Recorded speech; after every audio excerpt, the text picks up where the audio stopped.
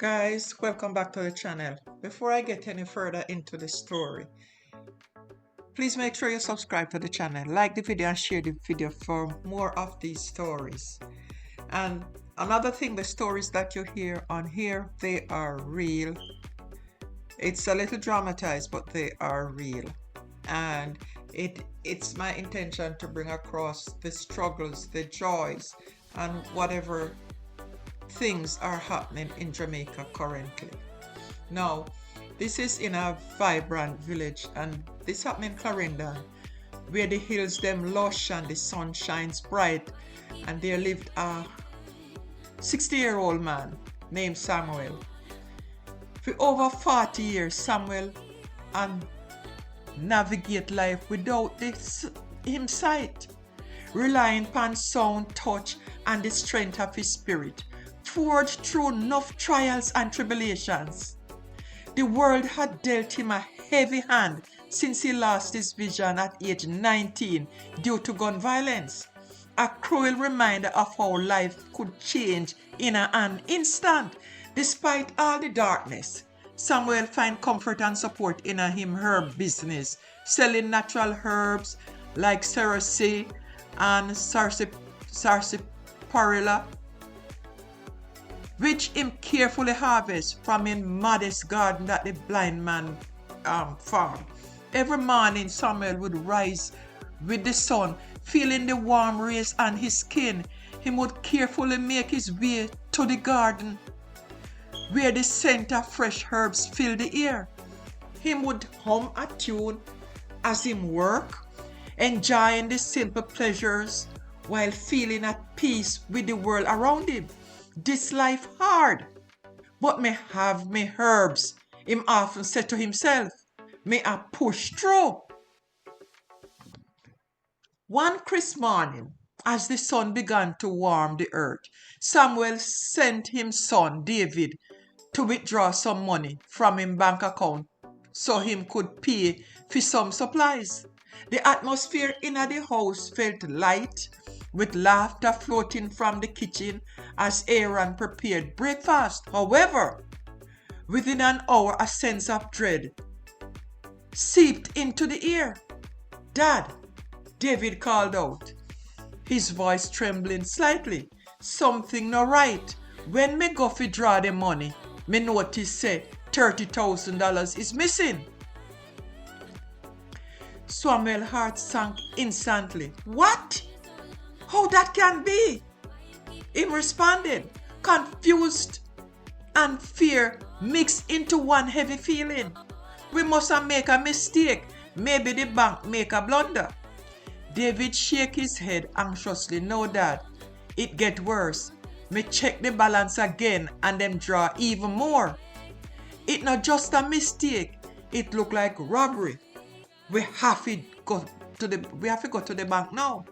As them reach the bank, the tension feel thick like a heavy fog. Samuel could hear the faint clicking of keyboards and hushed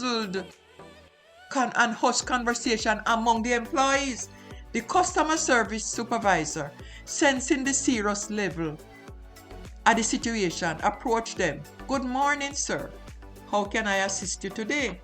Samuel's heart raced. "Miss, me pick up a problem with my account. My money, $1.8 million gone." The supervisor looked shocked as she started type furiously on the keyboard. "Please hold on. Let me check the records." After a few minutes, the tension built like a drum beat, rising to a crescendo. The supervisor, her brow frowned, finally said, "Sir, it appears there have been several unauthorized transactions. Your money had been used at fast food places, a high-end restaurant, and even online shopping sites." "Wait, you mean somebody living it up at my expense?" Samuel's frustration start boil over. $1.8 million just gone like that? And you can't tell me how it happened? Me no understand how this banking business work. The supervisor calmly explained, "Sir, it looks like all the person access your account through phishing. They might have captured your information through an email link. I'm sorry." Samuel feel the weight, a defeat starting to crush him. No mean fi tell me that the thief them use technology fi rob a blind man? This not just money. It's me whole life. Me work hard for everything when me have. How the thief a go make me suffer like this? As the days turn into weeks, the stress and mental anguish from the financial loss start eating him alive. Me have to sell me truck. Him confess to Aaron one evening, heart heavy. How me fi keep the market going? The stress at this whole situation and mash up me head. And me still have to take care of my business. The thought of losing him truck, the only means of transportation to help him herbs, felt like losing part of himself. Samuel knew the market depended upon him, and the thought of letting down the loyal customers who looked forward to him to his products weighed heavily on his mind. How me can keep the community supplied if me can't even drive? Him ponder aloud. As the days passed, the pain and pressure became unbearable. Me have to smoke to get a relief from all the pain. Him admitted to Aaron one day, voice trembling, "This is no joke. This is my life, my livelihood. Me trying so hard to hold everything together." But the robbery done left him disheartened. The scammer had not only taken his hard-earned money, but also the peace and security he had built over the years. He started to feel like a shadow of himself, constantly haunted by the fear of what else might go wrong. As the word spread through the community, it stirred a wave of empathy. People came out to support Samuel, bringing food and offers of help. "You're not alone," a neighbor said, placing a plate of food in front of him. "We're all in this together and we go help you to get through this." Patrick Linton, the chief cybersecurity expert of the major organized crime and anti-corruption agency MOCA, appeared on television highlighting how vulnerable individuals like Samuel could be targeted. You don't even need to be blind to be vulnerable. Him explained fraudsters can capture car details easily online or through photos. It's a serious issue. Patrick's word echoed in Samuel's ear. Time to get more awareness out there. The people need to know the dangers and sharing them information, Patrick added, calling for community initiatives to educate locals. We need to come together to protect each other. Despite the growing support, the anxiety still gripped Samuel's heart. The police came around, taking statements and assuring him that they might investigate the matter. If you notice any unauthorized transactions, block your card immediately and report it. The officer advised, "We can work to trace the funds, but it requires detailed reports." Days turned into weeks, and the haunting thought of what he had lost still loomed over him. "Life hard enough for a blind man," he said one afternoon to a local reporter who came to hear his story. "And now this? Me no deserve this."